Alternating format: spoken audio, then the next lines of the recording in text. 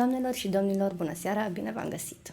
În această seară am onoarea și plăcerea să aflu mai multe despre unul din locurile foarte importante și de asemenea misterioase din lume. Este vorba despre niște arhive, dar nu orice de arhive, ci unele care se află într-un loc sacru, și anume Arhivele Vaticanului, sau cum le cunoașteți foarte mulți, arhivele secrete ale Vaticanului. O bibliotecă, o arhivă în jurul căreia există foarte multe mituri, legende, povești. Ei bine, mai mult o să aflăm în această seară de la Johann X, directorul Arhivei Istorice a Secției pentru Relațiile cu Statele din Vatican, prezent la Bistrița pentru simpozionul 100 de ani de relații diplomatice oglindită în Arhivele Vaticanului și totodată pentru lansarea volumului România-Vatican, 100 de ani de relații diplomatice, un volum redactat de multe personalități, printre care și ambasadorul sau fostul ambasador al României la Vatican și României la Vatican și pe lângă Ordinul Suveran de Malta, profesorul universitar dr. Liviu Petru Zăpârțan. Așa că am profitat de prezența domniei sale la Bistrița pentru a afla câteva lucruri despre această comoară, până la urmă, a omenirii. Welcome, and I hope it's a fine day for you. Yeah, I'm having a marvelous day. That is great. It's so many legends and stories around the Vatican archives, so I want to ask why it's called the most important treasure of the world. Well, it is you who are saying that it is the most important treasure. I would say that there are other treasures also very important. But of course it is true, the Vatican archives contain, and certainly the apostolic archives, which were formerly the secret archives called, those apostolic archives of course contain also the documents of medieval times and Renaissance times, and you can imagine that in the 10,000s and hundreds of thousands of documents we have sometimes also treasures. We have treasures because we have of course the letters of individuals, important individuals, kings, emperors, cardinals, and so on, popes, of course. And it is the Pope's archive. The Vatican has many archives, so it is not that there is one archive. We have the Apostolic Archive, who contains, of course, all these old archives also, together with a part of the Secretary of State archives, the other section.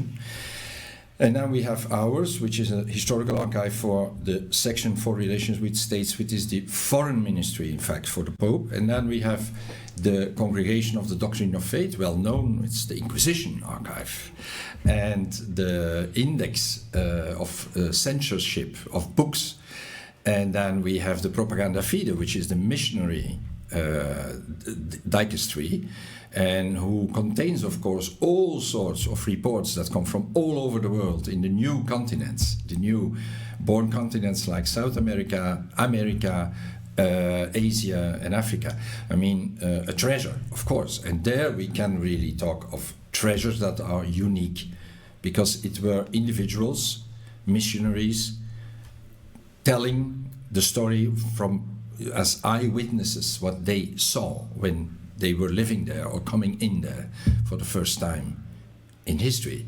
So in that sense, all of our archives contain, yes, first-hand material, eyewitness material, and also eyewitness reports.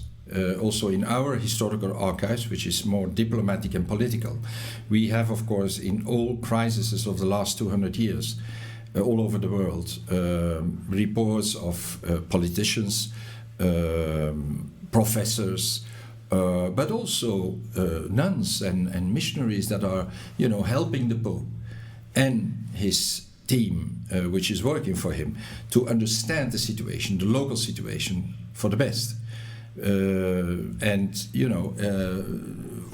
With the aim, of course, to find peace and to restore peace and justice. Yes, that's tons of paper. There are tons of papers, and I can kilometers of in the apostolic archives with a colleague of His Excellency Monsignor Pagano has to have kilometers of. We are a little bit, let's say, smaller, but still we have kilometers, a part of kilometers Wow. of archives in 200 years, and it is growing every day. And I can tell you that also the preservation of these documents, of course, and then the, let's say, the managing of making them ready for consultation is an immense work and a long hard work. Yes. How strict is the access now? Because they were, the archives were called secret archives. Now we see the things are a bit more easy to. No, you have to come back from myths about that. The archives, all the archives are the archives of the Pope. So it is the Roman Pontiff who is, let's say, owner, who has property of these archives. And he can decide on everything as he wishes also. So the story that even the Pope doesn't have full access in the archives is impossible, because Okay. it is his archive, all of them. So, and of course, for practical reasons, this is all organized and regulated by also normal archival laws and everything, and every Pope, of course, is so intelligent enough to know that these things should be is a teamwork. dealt with by technicians and people, you know, that are prepared by schooling. And so, but the myth that it isn't accessible is really a myth, while it was Leo XIII at the end of the 19th century already, who opened the archives for scholars. So scholars from all over the world, and scholars of all kinds of ideologies and religions. There is no one who is refused access. You only have to have schooling, you know, preparation, an academic preparation, which is sufficient to cope with documents of that kind. And to get the approval, I mean. Yes, and you get easily access. I can assure you. Now, we imagine that it's some strict protection and no one touches anything. No, that's not true. I mean, and in our historical archives in the Secretary of State, we went one step further even. We started digitalization 12 years ago, and for the pontificate of Pius XII, so which was opened 2 years ago, all documents are digitalized and linked to their inventory. So you can, on hand of an inventory, if you want to look, let's say, the Orthodox Church in 42, you know, the file on it in our archive, you click on that and you go directly in that file, and you don't lose time anymore to look over the other 200 pages before. It is a way to protect and conserve. No, because you have access in this archive. You all have access at the same time at all documents. Wow. And you can have access in one morning, in the 4 hours that we are, you know, open.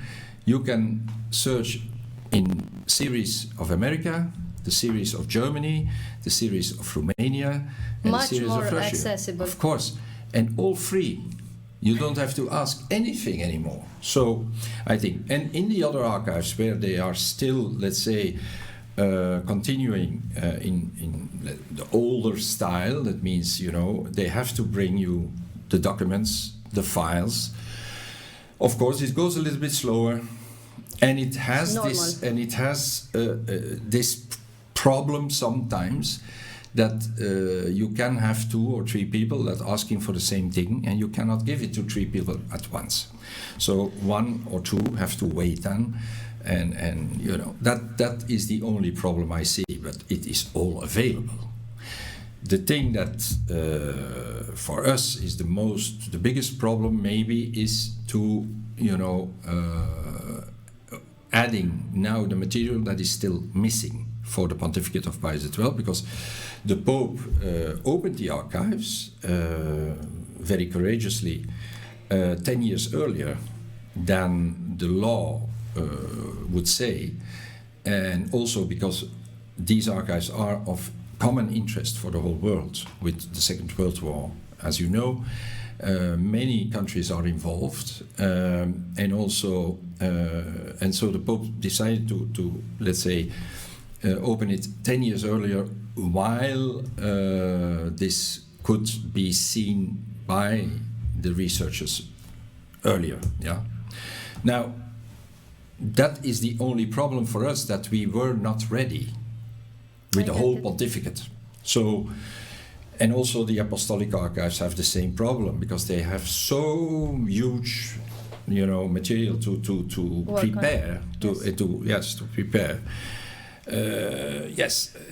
It needs time. It is years of work, and of course we can offer a lot of the material is today available. In my case, or in our case, it is till 48. Everything is available, and we are also 30 countries are ready till 58, and the others we are slowly adding year by year.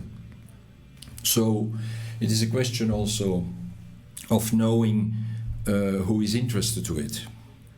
Because if you know that a country is organizing a big conference on their history, of course we do an effort to see that this material comes free earlier than the other one, while it is needed for research also. But that is a question that's a management question internally that you have to cope with. Does the countries contribute to the archive? I mean, new documents are coming, or just asking for? No. So mine is an historical archive, at least for the bilateral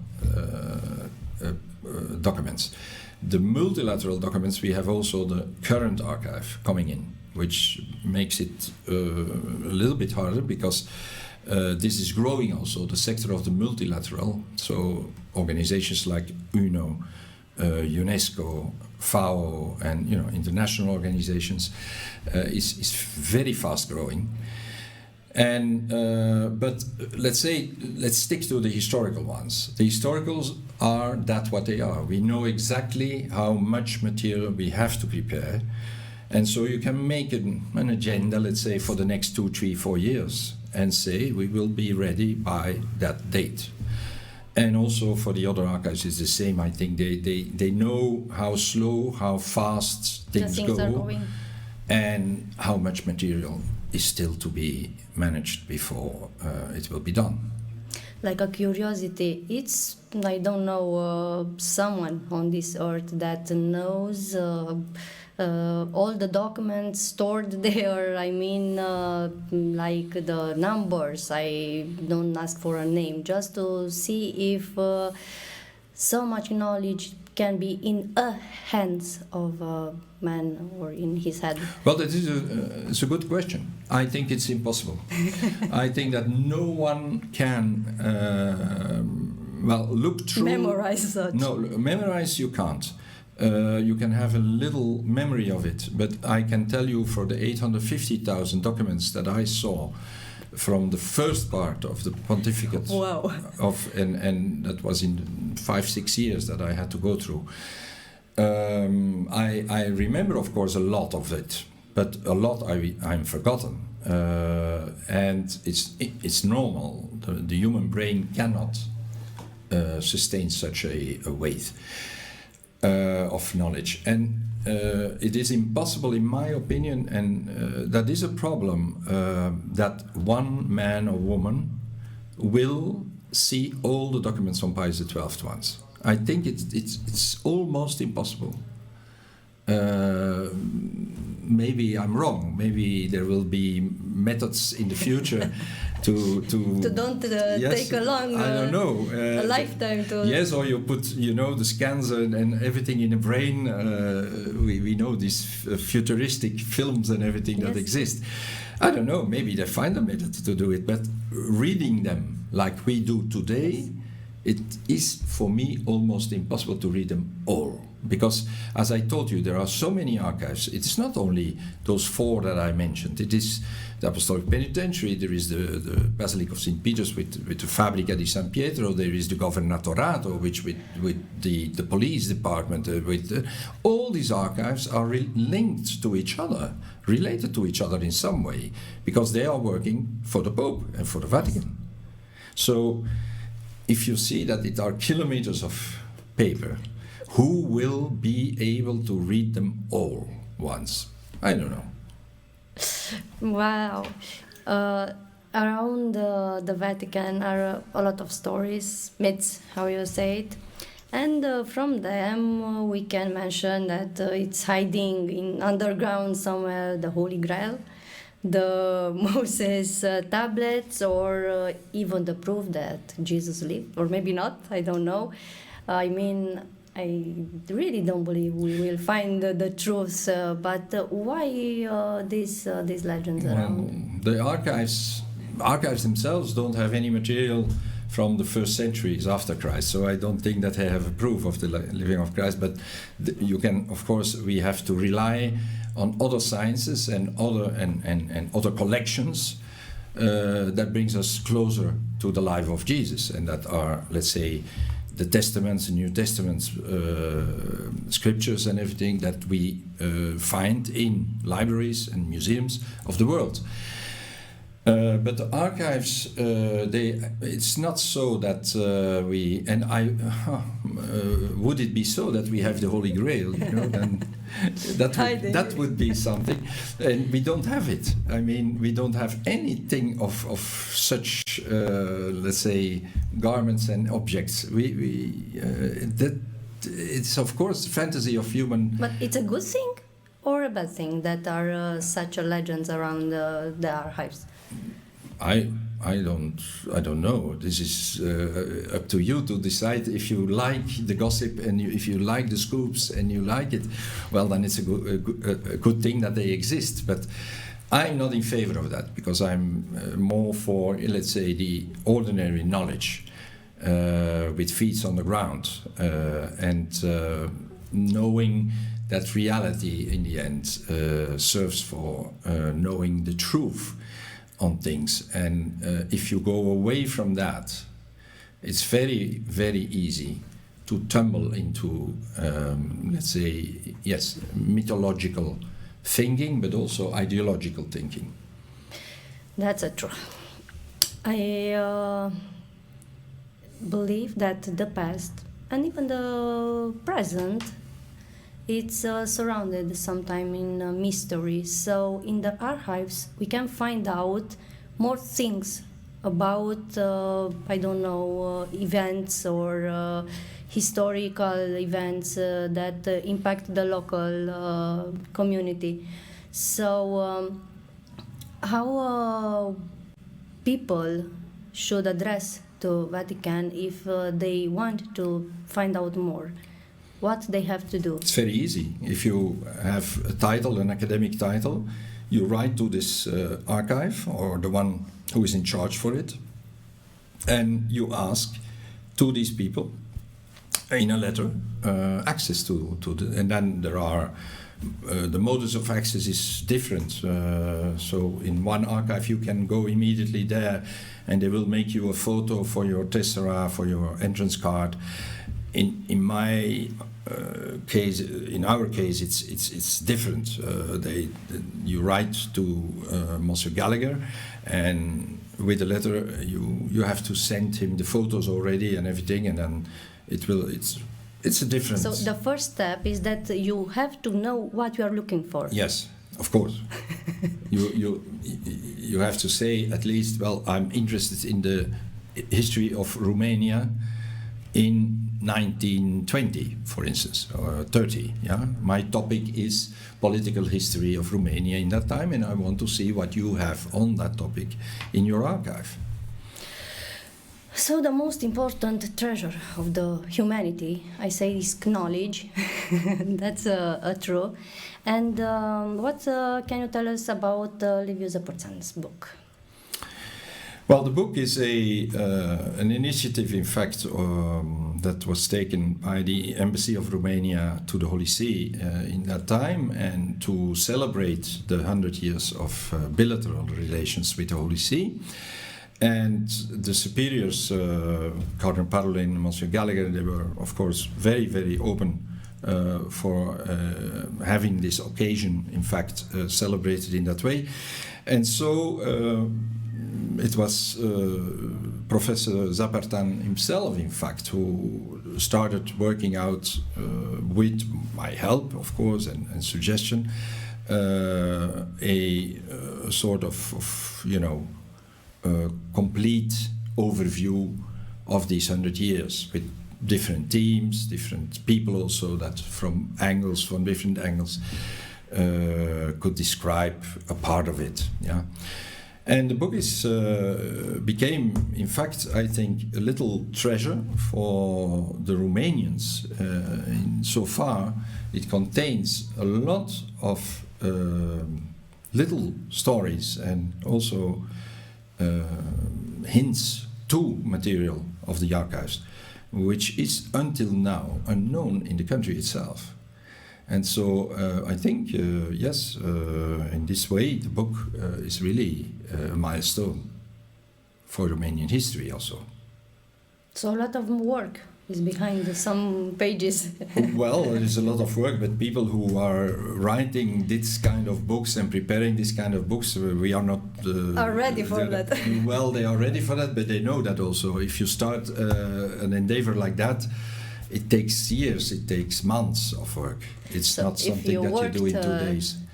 Together with our ambassador, how you would describe him? Oh, I will describe him as you know him also. He's a very kind man, a very, easygoing man, and his wife too. They are known as a very fine couple, married couple, which is very open and also, kind people, very kind people.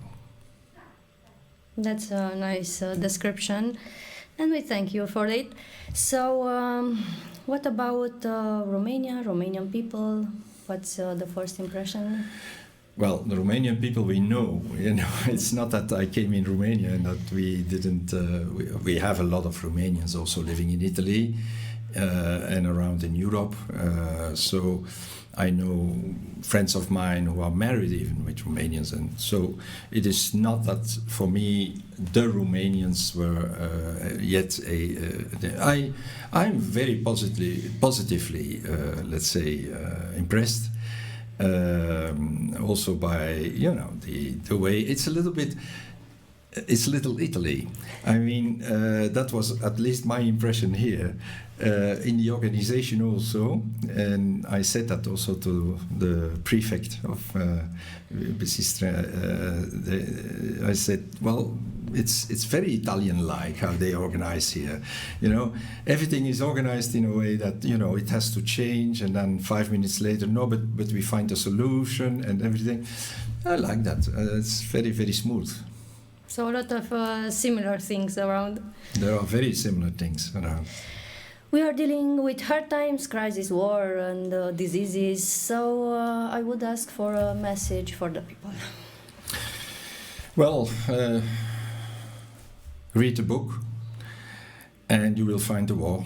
You will find the disaster of the war, and you will find the anger and the fear of people, and the distress of people that caused by the war. Because unfortunately our archives, who are political, diplomatical, of course, contain also much of that material, which is the Holy See intervening in favor of the people, trying to help the population where they can. Also, our diplomats are seeking always, to help the people as much as possible, and to protect them as much as possible for the danger and for destruction that is going on. Which is, of course, a very difficult task, because the war is a very, as we all know, and we read that in these documents, how blind the war is. It's destruction. It's blind destruction. So we can find out, we can learn to deal with the present days from the history. We should, but I don't know if people are capable of that. If humankind is capable of that, I don't know. I'm not a philosopher of war and peace. I'm just an archivist, and I can only see that things repeat themselves, and and in fact, I see also that there is an improvement in, let's say, an improvement in such a way that people are more sensible today than they were 100 years ago. There are certain things that one cannot, let's say, support anymore, and you feel that, and also in the discourse of today's politicians and everything, it's different than 100 years ago or 70 years ago, but it doesn't change, let's say, the aggression. It doesn't change the invasion. It doesn't change nothing.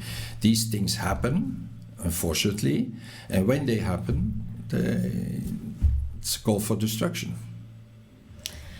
Unfortunately. So more optimistic message. Well, the optimistic message is that there is also the good in the world, and the counterpart of that, and that is also preserved in the archives, and that makes, of course, the counterpart of all that, and one should not discourage himself or the evil that is always present around us. There is also the good in every one of us. I mean, so we have to promote the faith in God. We have to promote faith. We have, in my opinion, also, yes, spiritual life is very important in this respect, and maybe it's there in the modern world becoming difficult to, get people also having an own spiritual rhythm in their lifestyle and life in their living, and that maybe, but I say, looking to the archives, I see a lot of good also, and strong people, and there are really remarkable people around us and with us, and so we don't have to be discouraged by, let's say, the other part who, all the bad in the world. No, not at all. We have to find just a way to be good. Yes, also.